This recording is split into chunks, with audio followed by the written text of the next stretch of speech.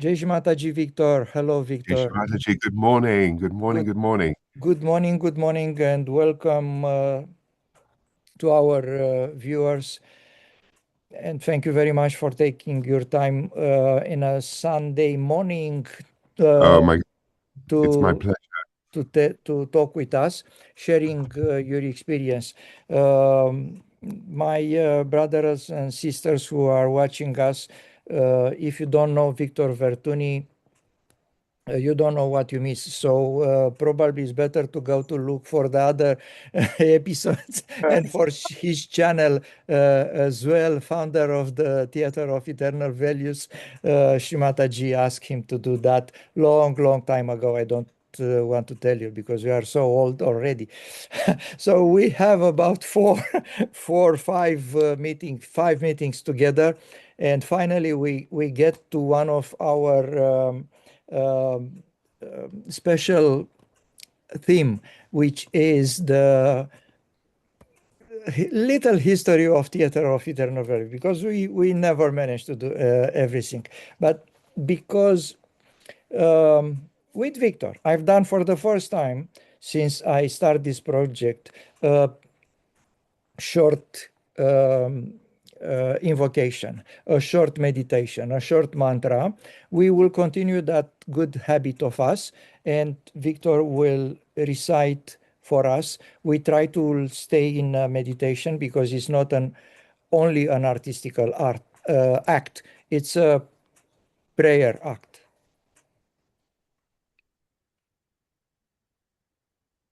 The Abhilashashtakam, the Octet of Desires by Brahmananda. This prayer expresses the unfulfilled wishes of the devotee. When will my pair of eyes get the good fortune of seeing? He who rides on the king of birds, who does not have any birth, who has eyes like the lotus, whose body is embraced by goddess Lakshmi, who is the color of the sky, who wears yellow clothes, and who holds the mace, conch, lotus, and the wheel.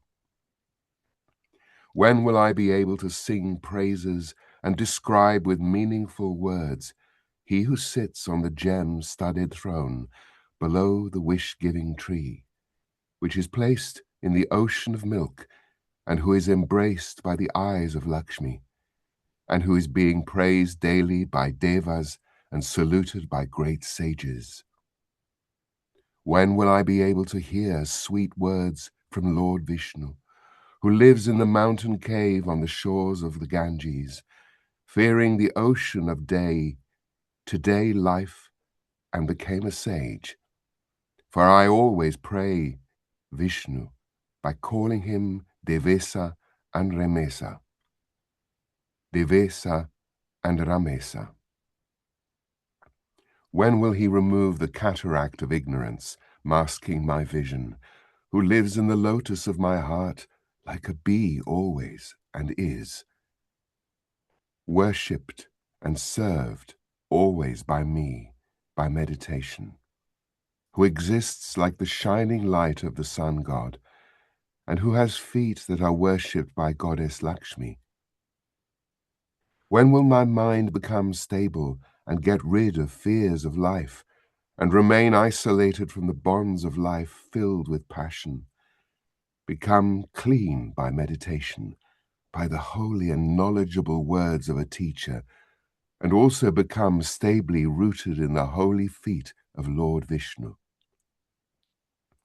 When will I ever feel the happiness that makes my hairs stand erect, except while I control my senses, control my breaths completely, keep on chanting always the great and holy chant of Om, and keep my mind tied at the lotus-like feet of Lord Vishnu? Will ever the purest name of Lord Hari raise from my mouth again and again, when all my problems are to end, and when all my sense organs have become very weak, and my breath is only going up and up? When will I take up my last journey, which will end all my sorrows, along with the messengers of Lord Vishnu in the way of sky, after forsaking this emancipated body, which is curved like a snake, towards the abode of Vishnu, with 4 hands and holding the conch and the wheel.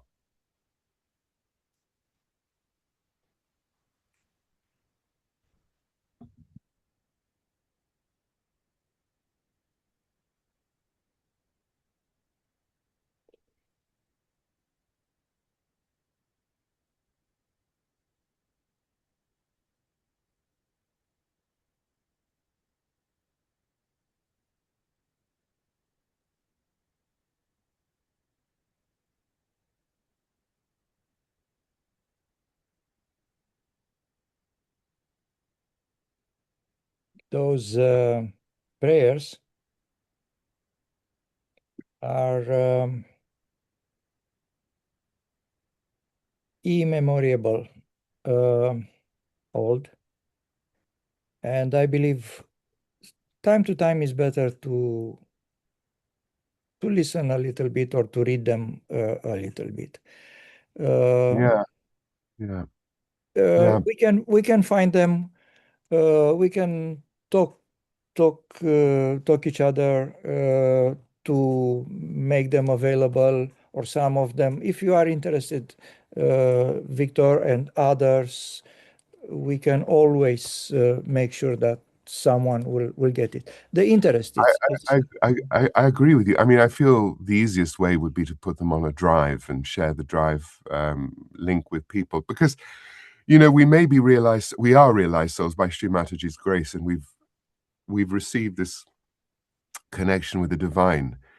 But the Brahmanadi is that breadth and width that has been cultivated over lifetimes, and these great sages and poets had actually so much depth and gravity that when they received their realization, you know, there was a kind of, the access they had to the divine was far greater, and we cannot underestimate that. You know, we are blessed and we are privileged, but they were not only the forerunners, but they are extremely deep and divine, and they are the benchmark that we have to aim for. You know, we still have to get there. I mean, we are blessed and children at Shri Mataji's feet still, and we have to understand that that doesn't make us avduts, you know, that we're just, I mean, I feel like I'm on that, you know, somewhere, but really kind of way down low on that step ladder, you know, that beautiful spiral staircase. So they show us, and I don't know, I find those words invigorating. Those words send ripples, you know, inside the subtle system, and create space and depth, you know. I'm very glad that you think like that. What's exactly what Delia said this morning. She read them a while ago. I make 2 volumes of those. I take them from different sources, translated by an Indian gentleman, an old gentleman, which is not Sahaj Yogi. And I have a little conversation with him, ask him from where he took it. And he said, from my old Purana, okay, old Purana is the same, my old scriptures, lectures, and collect them from there. And I do the same when I read something. I take from Puranas all the prayers, and I will make a small book with the prayers. Find it in Skanda Purana, but that will be in the future, because I don't know Beautiful, how long will take. There are 20 beautiful. something volumes.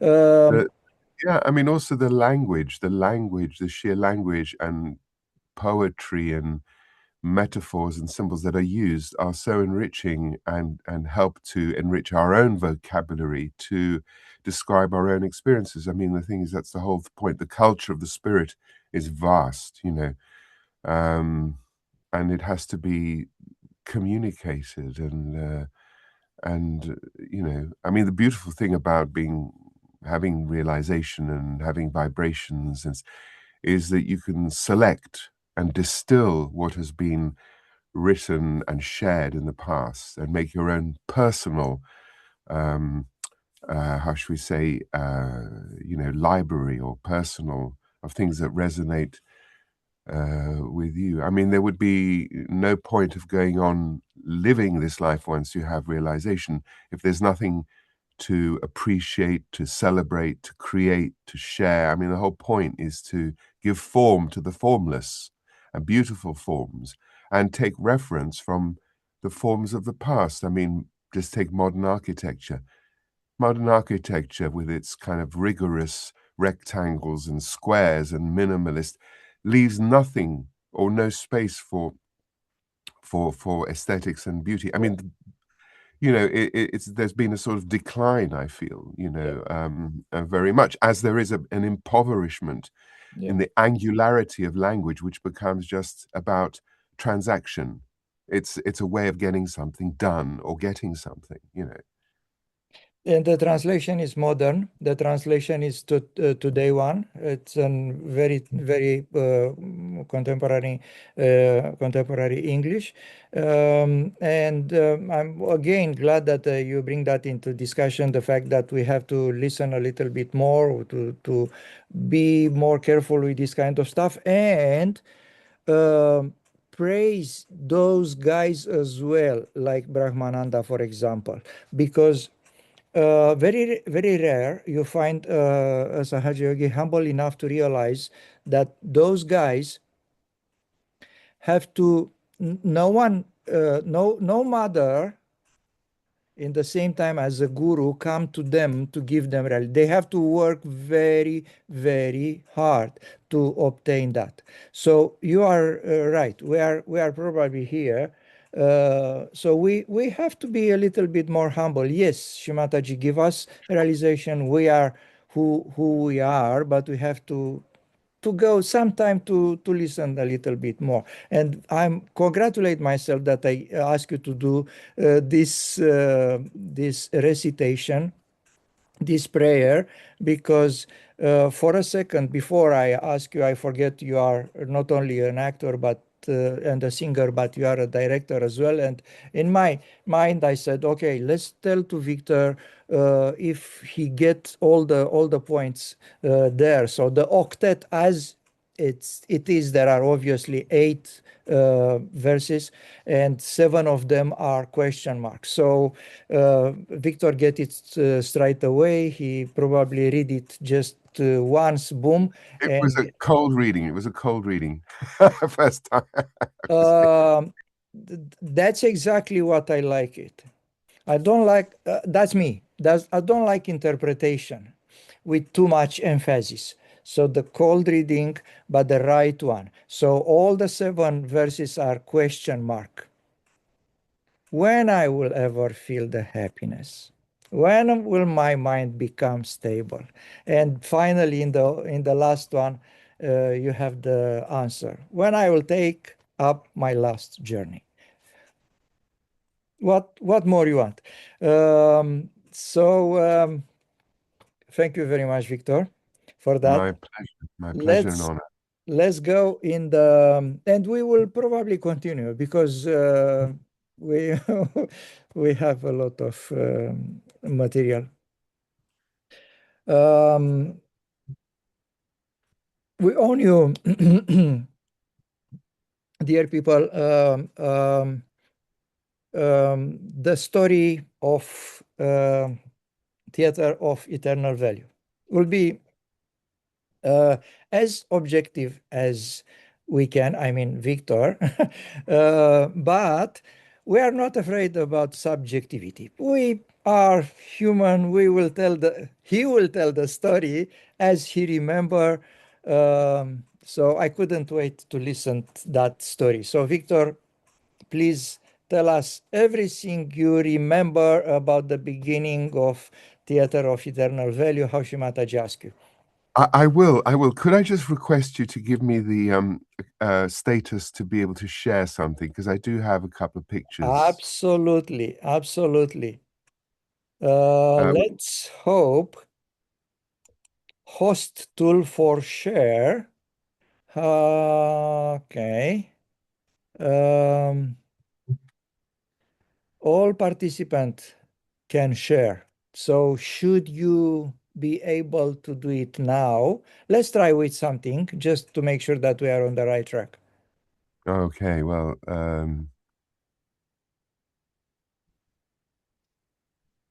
you'll get my screen Yes. because I haven't actually loaded it up, but um, I have a very disorderly kind of desktop and various things. Yeah, I need having made that sort of grand announcement. I need a moment to find it.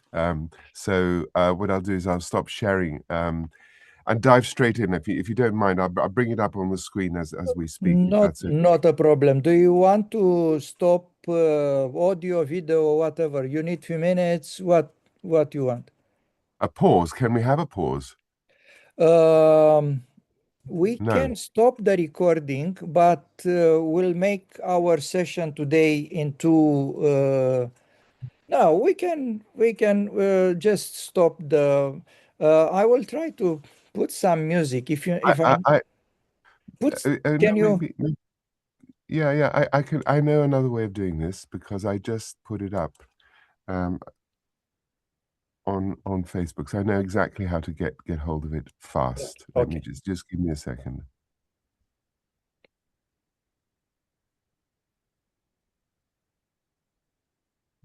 Okay.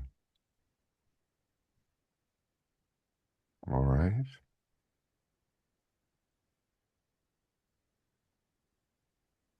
Okay, yes, I've got it. Okay, here I can, yeah. Okay, now I'll share with you.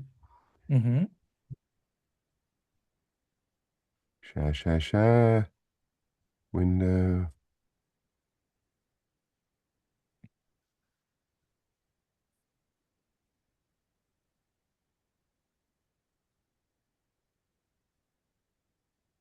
I'll get you. Ah, yes. No.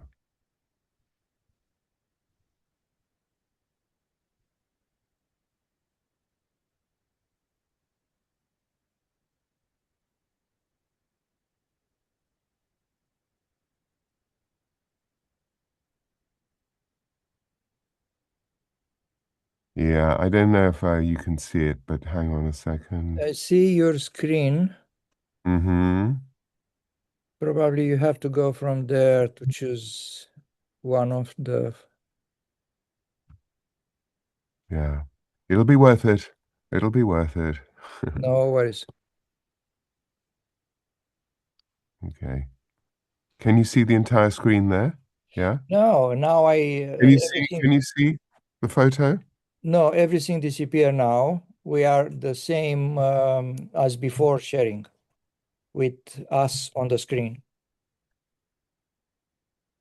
Now? Okay, okay. Now I can see your whole computer How screen. about this? Can you Yes. see this? Yeah. Yeah. Yeah. Can you see okay. So this is where I wanted to start. Now this Wow. goes back. Yeah, this is a barn in Everbeek, Belgium, um, in May 1980. No, 1996.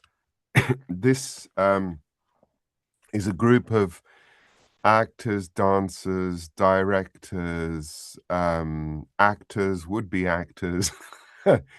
And I mean, from left to right, you can see Ken Williams, who played the imaginary invalid in the first TEV production. There's yours truly. Next to him, Ada van Zanden from Holland, Tilman Schillinger from Germany, Catherine Gruyère from France, who was the director of the play, Barbara from Germany, I think, who joined us. Then there was Sigrid Mertens. She played in our first production, and there was Gita Hahn, a comedian, yogini from Germany. I can't really see the next person, but oh yeah, then there's we had an actress from America, Martin Moore, Debbie Ekman. Oh gosh, Nicolette Van Heck, Carlo, all of these people, and there were a few more, maybe a couple more cooking at the time. And anyway, we'd all gathered in this barn because the Belgians were kind enough to invite us to their national center at the time. That was now the reason we were all there was to start working on a project that had been named by Shri Mataji called Theatre of Eternal Values. And I'll just rewind a little bit to perhaps a year or two before, in which I was coming home from work from Milan, and it was kind of an arduous commute every day, and we had small children. And my prayer to her was, Mother, could we as artists practice our art as instruments for vibrations and your divine knowledge? That was my prayer to her, because it seemed pretty futile, this commute, going to work every day in a very limited role. I was teaching English, and I just felt it would be nice to do more, somehow. And my own nature as an artist was somehow a little bit stifled at the time. So that was a prayer. And then one day in Cabela, we were all living in Cabela at the time. It was quite exciting because there was a lot of movement. The castle was being refurbished completely, inside and outside. It was, some parts of it were like a bit like a building site, and other parts of it, I mean, even Shri Mataji herself at the time, you may have heard this from Golden Builders, but for example, I remember one time when there on the first floor, her bedroom was sort of half a bedroom, because one half had her bed and sofa and cupboard. The other there was a plastic sheet, thick plastic sheet, because one of the windows, I think, was being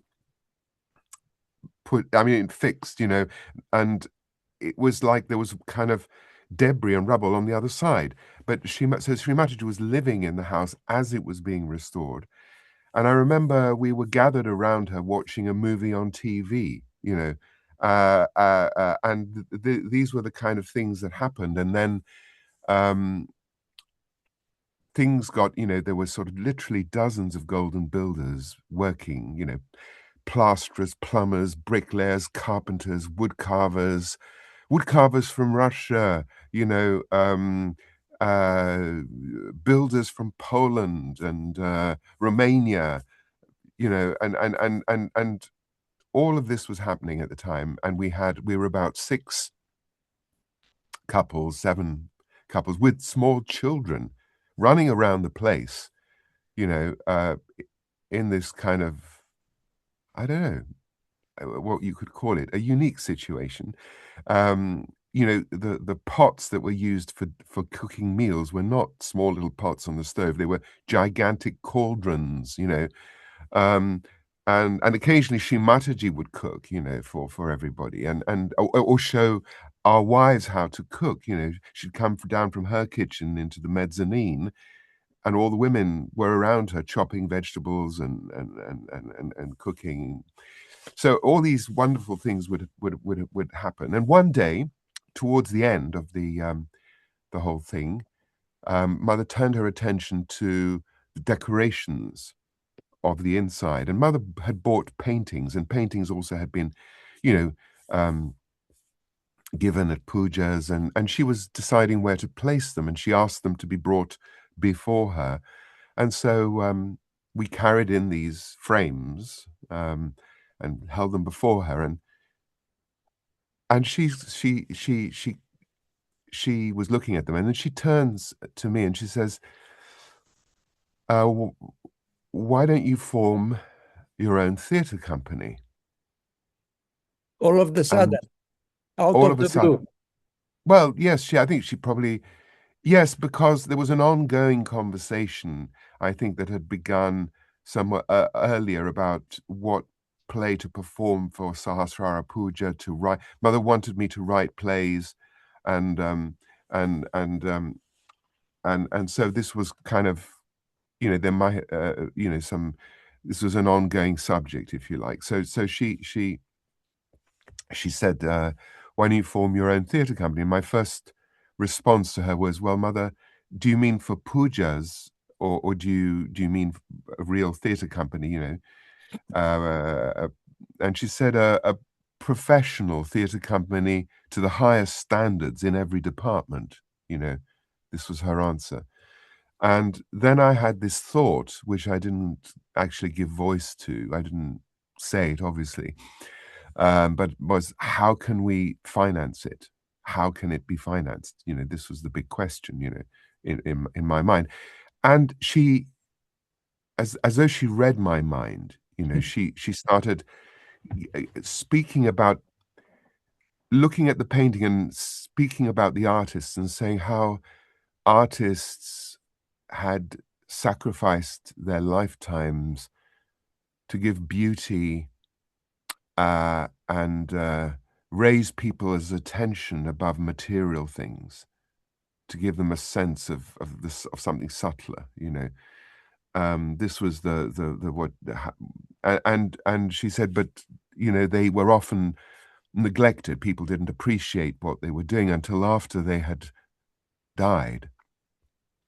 And they were starving in, and literally she used this expression, starving in freezing garrets.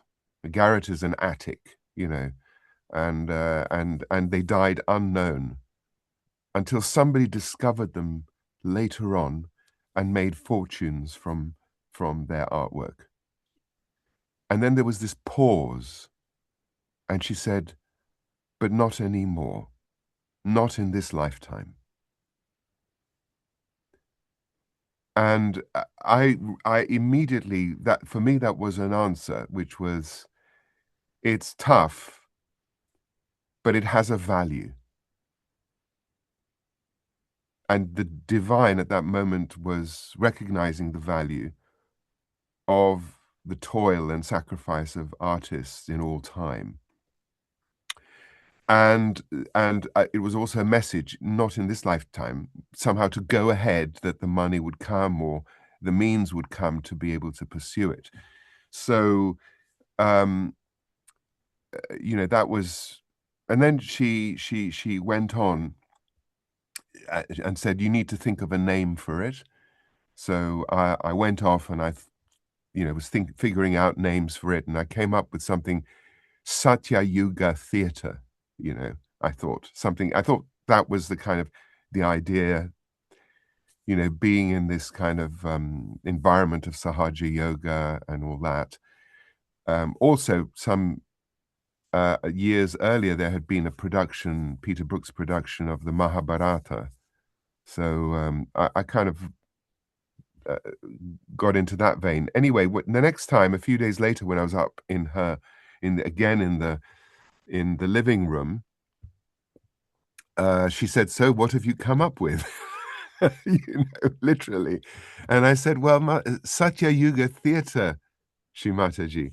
And she said, "No, I don't think people will really take to that."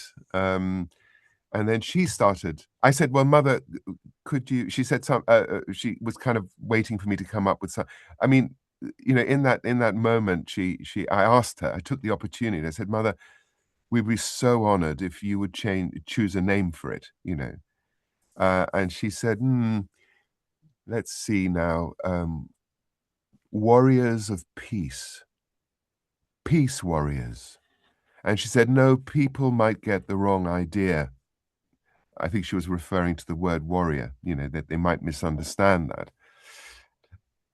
And then she said it must have the word theatre in it. So theatre of universal truth, universal values, eternal values, theatre of eternal values.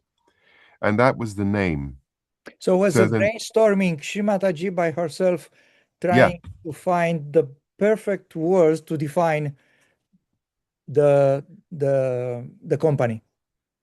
yeah, yeah, yeah. And it's taken us like decades to fully, I think, recognize what it means, what she was referring to. Now it's all perfectly simple and clear. Not.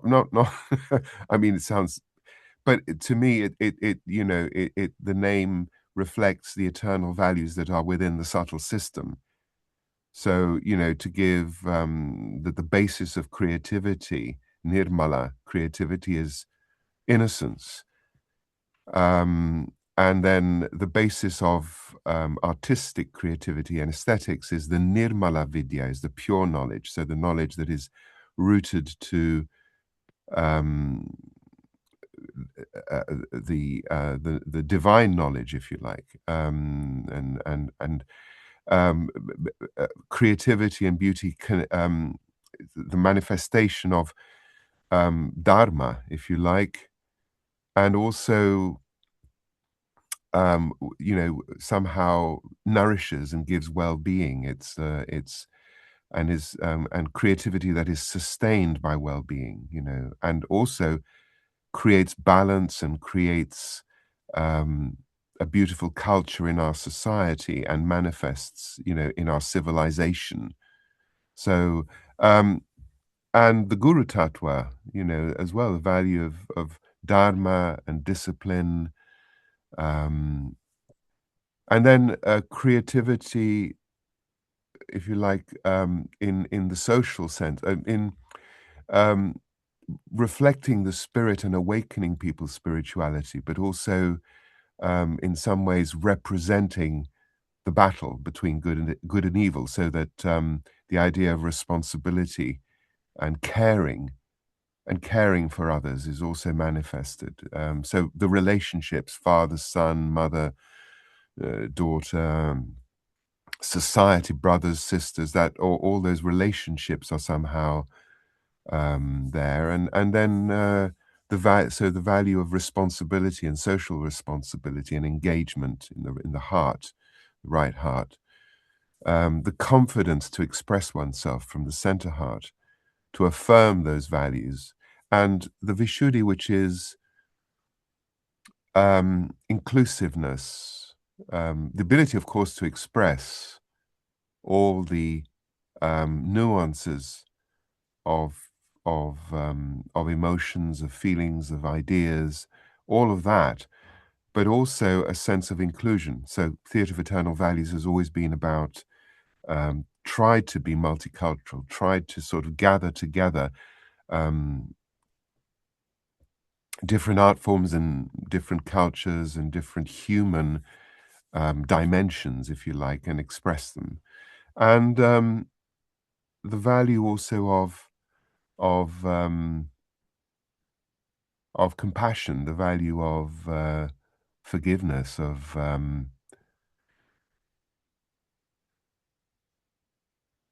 transcendence, of going beyond the drama and seeing the drama and going above it, which is the point of showing the drama. The drama leads you to a space of reconciliation with yourself, with your spirit, and reunion, if you like, with the divine. So it takes you to another level. So that's it. I think what I've said may sound a little bit convoluted, but it's not. Theatre can never be about. It's never a conference. It's never lecturing. What it does is it tells a story. It creates a journey, and allows people to connect all the dots. And we've been trying to connect the dots ourselves for so long. Yeah. Great. I believe it's a good moment now, if you don't mind, to ask you something um, quite quite interesting. I find it. It's looks like an easy question, but for me, it's never easy.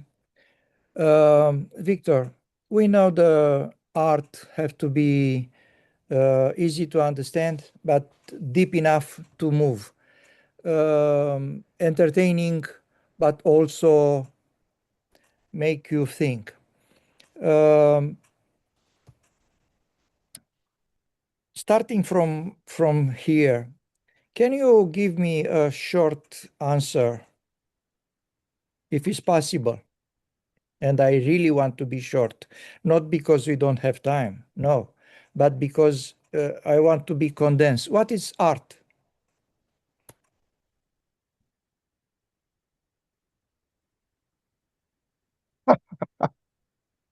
Well, I mean, I think art is the orphan of a word which begins with H. Heart. Heart. Yeah. And art is the attempt to return to the embrace of that other part, which is He, the Divine Father, Sadashiva. And it is a reaching out through the finite to the infinite. That sounds a little bit abstract, and it's just something that actually just came to me now, which is an example of how perhaps art works. It is not always something predefined. It's something to be a process of discovering. And so for me, I think there are two essential things as I see art. It's something that cannot be born from a material ambition to gain, to create something of value that has a return. It is actually an act of expression of just being, and it's a necessity. It's something that has to happen because you have something to say, something you want to share, something you want to explore. But have to have a purpose. It's, the Oh, eternal question between having a purpose or art for the art's sake. Uh, mm. No, I don't think you can't say it has a purpose. I mean, to me, it's not. It isn't transactional in that sense. I mean, for me, what it is that it's an expression of something deep inside you. It's something for me. What it is, it's that that self, that part of us that isn't always required in our daily routine and existence, and life. Because we have lots of roles, we have lots of duties. Um, I think art is something connected with the spirit, and it's something that will always remain a little bit mysterious, and unexplainable. It isn't something easy and tangible. The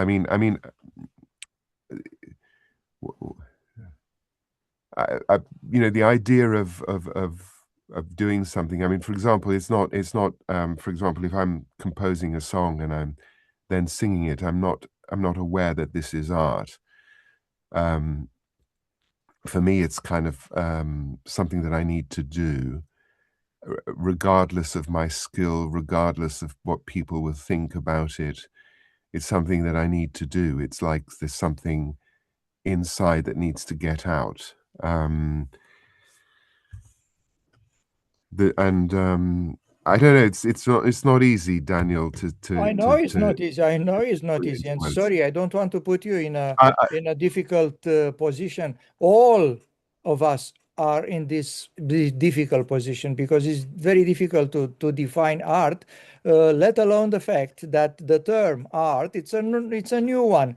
Thousands and thousands of years, even until 300 years ago, people do not define what they are doing as art. They are just do something which now we modern people call art, because the cave art, the people who paint the cave do not think as doing art, and so on until again 300-400 years ago.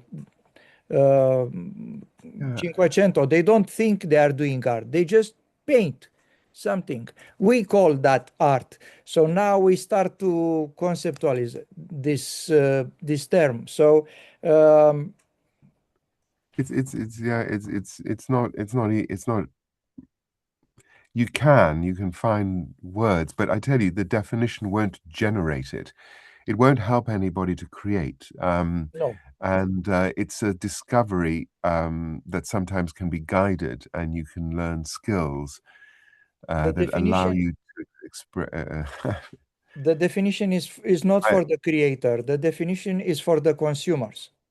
I So feel okay. So I feel what perhaps I could say this much, which cycles back to what Shri Mataji was saying, because feel this is I think art raises our attention, or puts our attention in touch with the immaterial, which is something, the dimension beyond matter itself, and the value we give, and sometimes monetary value or status value, to matter. I feel this is why the great artists are revered. Um, because they're able to channel something which is out of the reach of common mortals, in the sense that it's something that comes from the unconscious, from the formless, and they give form to it. It's as if that something is recreated, or that process of creation is reenacted, um, in a microcosm, in a place, by a certain person, of the act of creation itself, of divine creation, so that we can understand ourselves, just as in the story, God creates the world in order to reflect himself, to see himself. And I think, yeah, and it leads us back to the formless. So the value of art is not the form, it's the journey that you go on to become aware of something greater than the object and yourself, ultimately. And it may be within yourself, but it's also slightly beyond the grasp of the rational mind. Yeah. Shri Mataji said, our guru said that art have to make you pleasure. But that's not uh, have have to be a comma here, because not everything who make you pleasure it's art. So we have to be very careful when we are talking about art giving you pleasure. But you reach a very interesting point when you said that mirroring the creation. So like, because the art, it's an act of creation. All the artists are creator. But the point is, and especially in the modern art, the artists try to be so self um, centered, then all the attention is on them and on how they expose themselves, feelings or whatever. So that's one part. It's the art for you as a creator, but also you have, as a creator, you have a responsibility for the people who are Yeah. consuming this Yeah. art. So the art have to be, in a way, well balanced, from the beginning, from the creator, to make sure that the consumer, the public, uh, not only get it, but enjoying also, not necessarily Yeah, changing him, because art do not change anything, but rise question. So rising question now in a modern art becomes something like progressist propaganda. Oh, rising question about immorality. I don't need to raise question. I know exactly the answer for this. I don't need your question. So, but those for are non-Sahaja yogis. Sometimes they are get it a little bit, but anyway.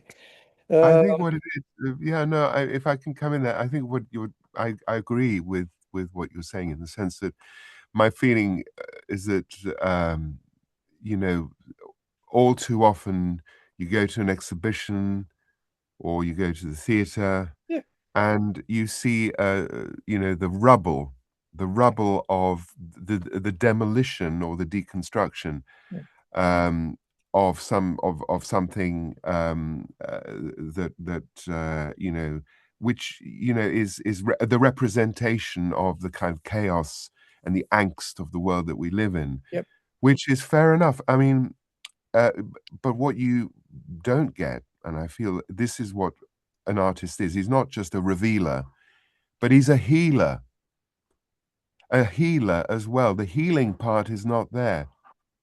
You know, so you have this, you know, display which may reflect the world or be a reflection or somebody reflecting on the world that we live in its desolation and chaos.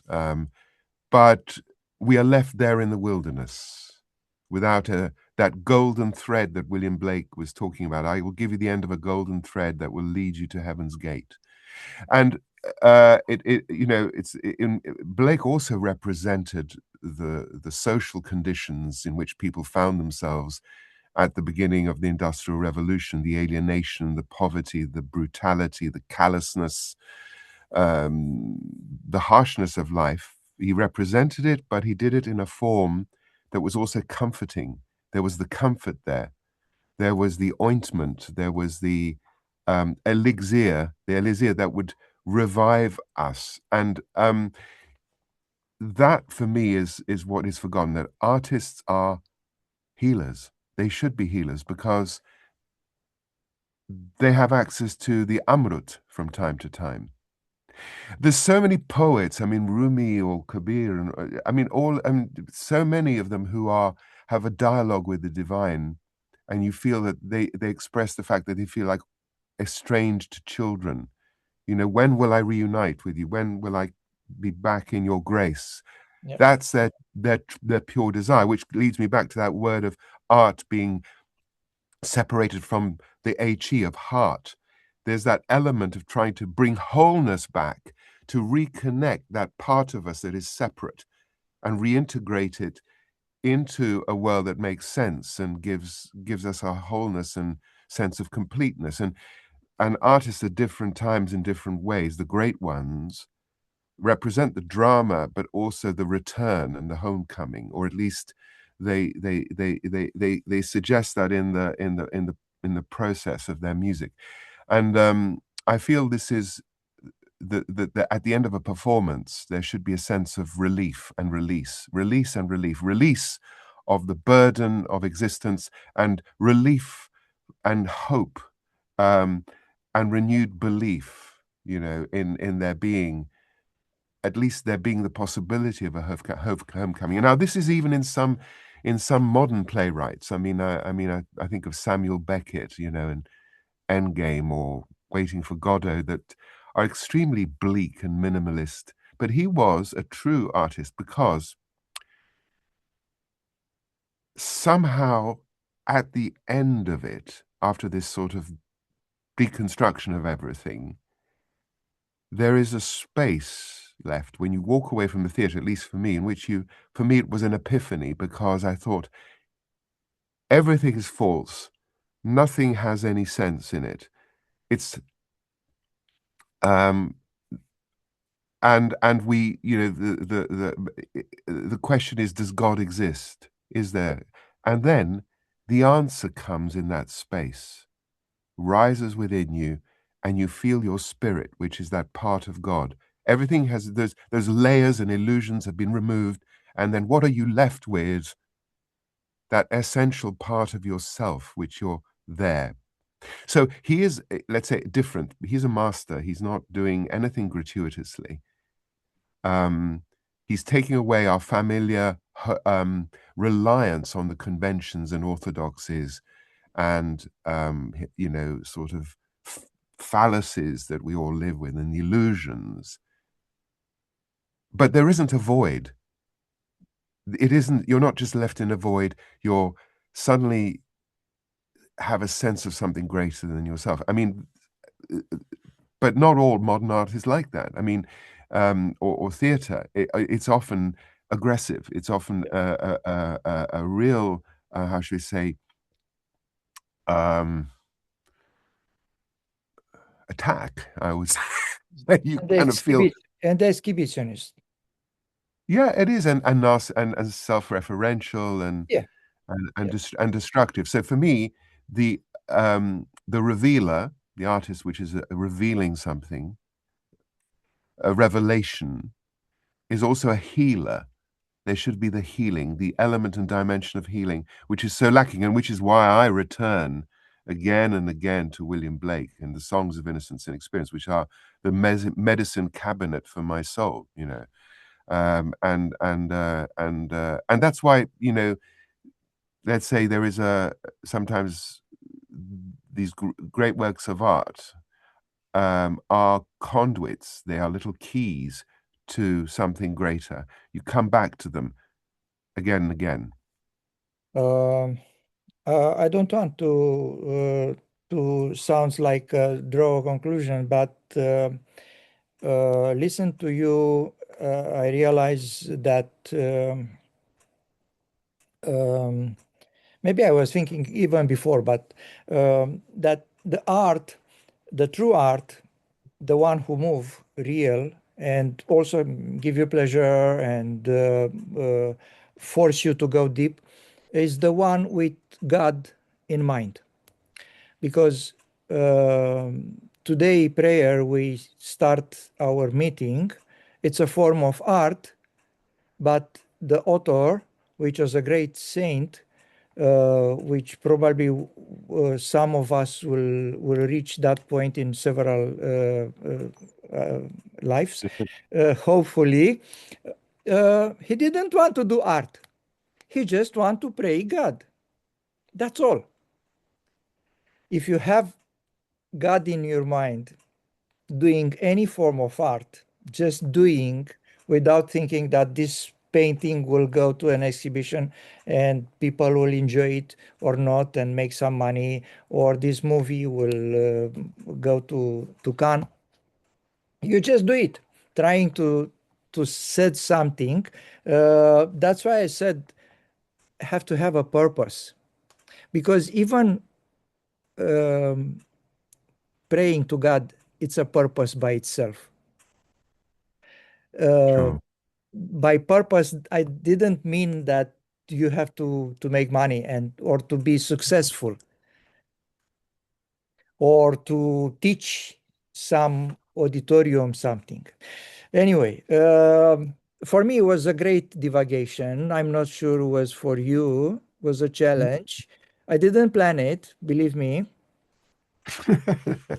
No, I mean, these are just conversations like literally between friends. I hope other people feel they are involved in this or feel engaged by it. But I mean, the thing is, um, the whole, as I said, if everything was known still, and everything had been that was to be said has been said, there would be no point in going on with our own existence or for the creation itself. And I think that the manifestation of the full manifestation of the creation might come as a resurgence from the debris of destruction, because we have going on, this demolition job going on, literally the crudest, most violent and vulgar demolition of all that is beautiful, all that is precious,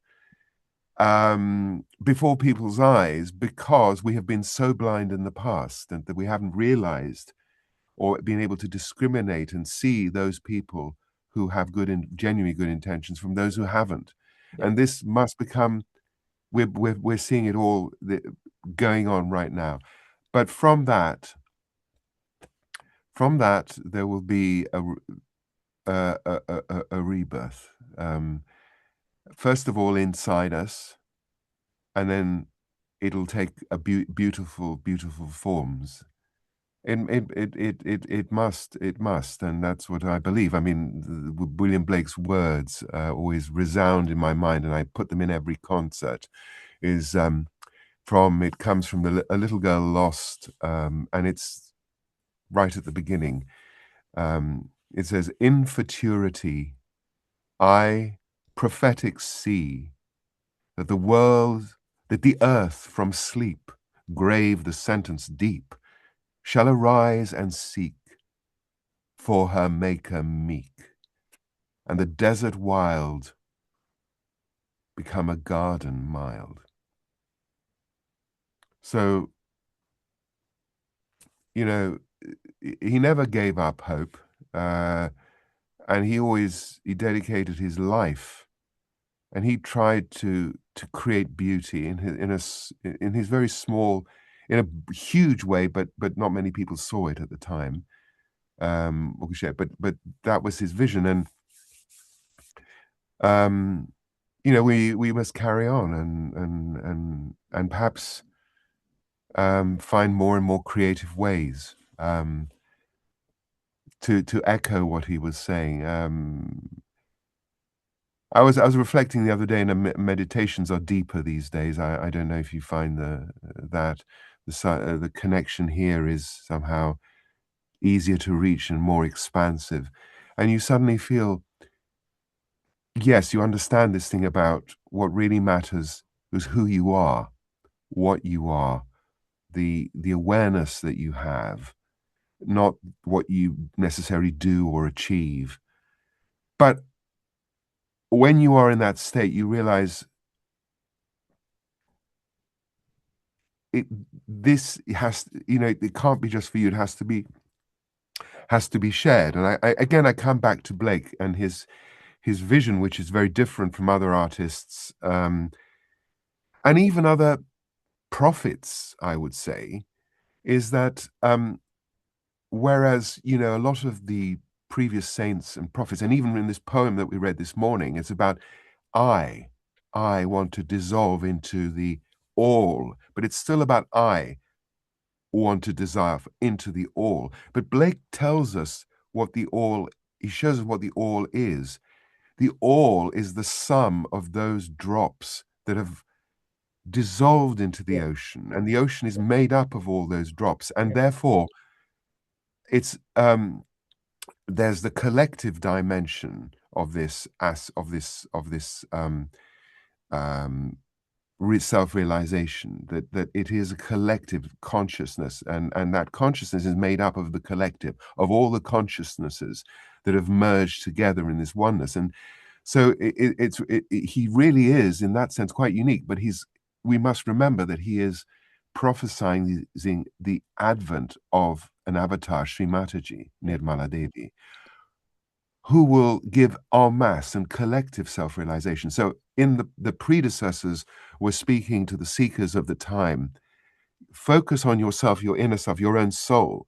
But Blake is to reach the divine. But Blake is saying, in that poem, he says he sees these shimmering lights reflecting on the waves of the sea. He sees the sunrise, and the sun is shimmering, and all those little glittering stars rise and merge together in one collective being of light.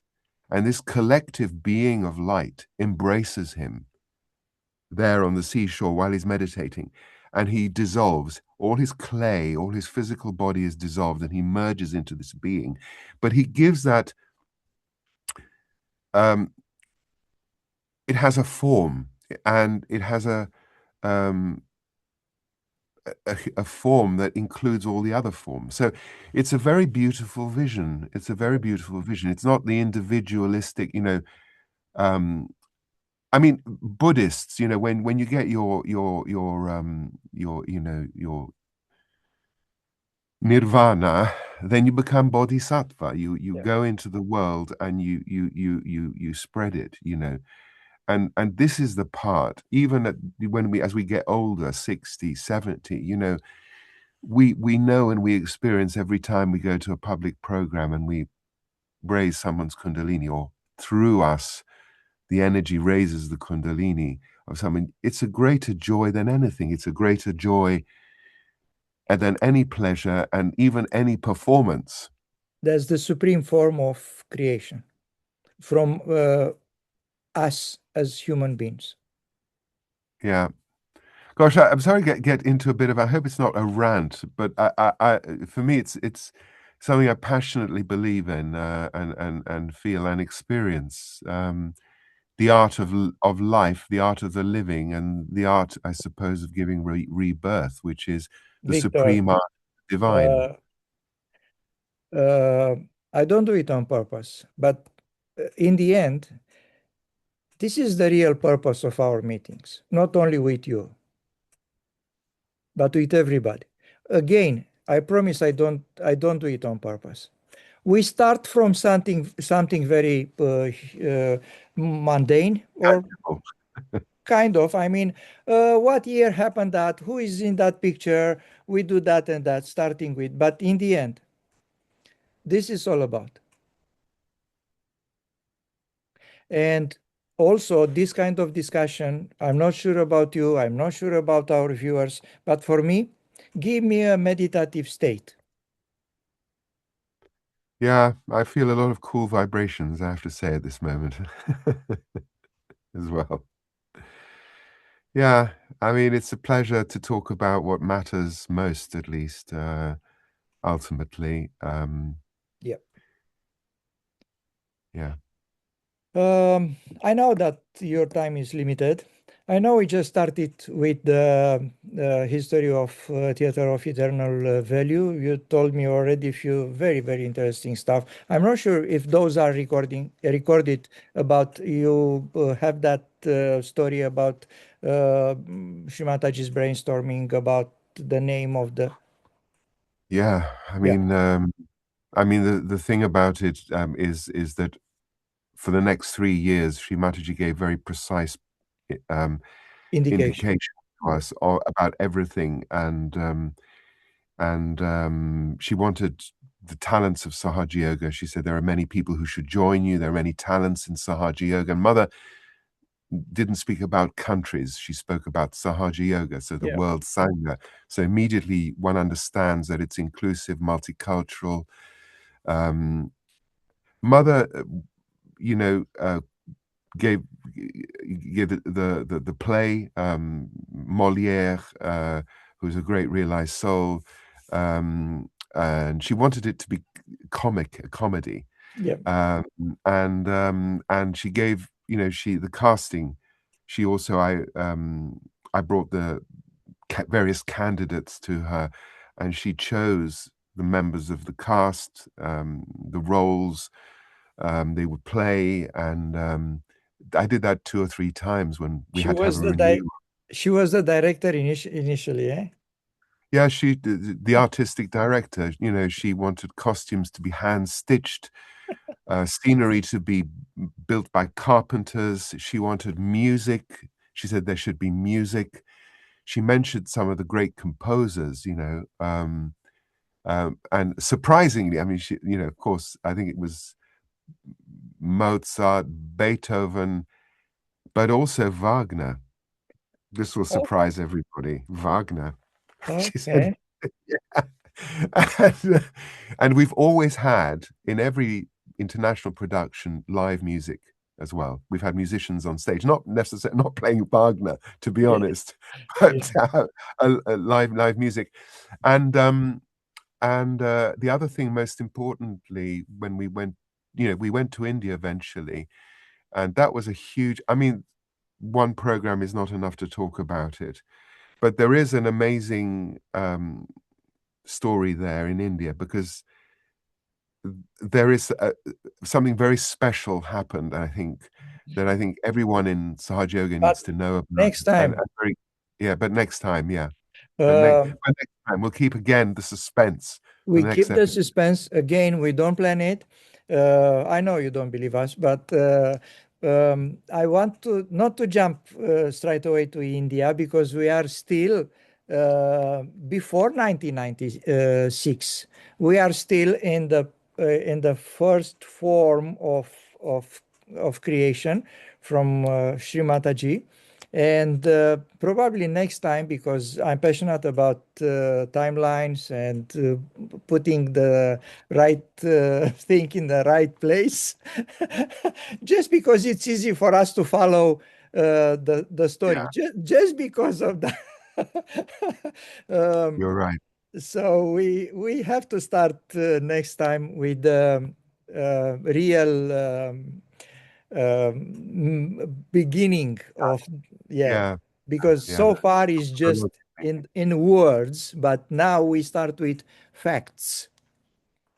I mean, next Yeah, time we will start with yeah, facts. yeah, yeah, yeah, yeah, yeah, absolutely. I mean, I would, okay, so next time I'll focus on that. I'll prepare for that. I'll bring a couple of more pictures so we can give more of a narrative structure, a chronological uh, structure. Yeah. if will be easy for you, you can send it to me, but I don't mind to share the sharing. But yeah, if I have them, I can put them in order. You just let me know. But again, it's up to you. Anyway, I can have it regardless because I like this. Yeah. Yeah. I mean, we're still there. A lot of us are still there. There are still people in the production. We're taking to Avignon this year, Shakespeare's Women that were in the original production.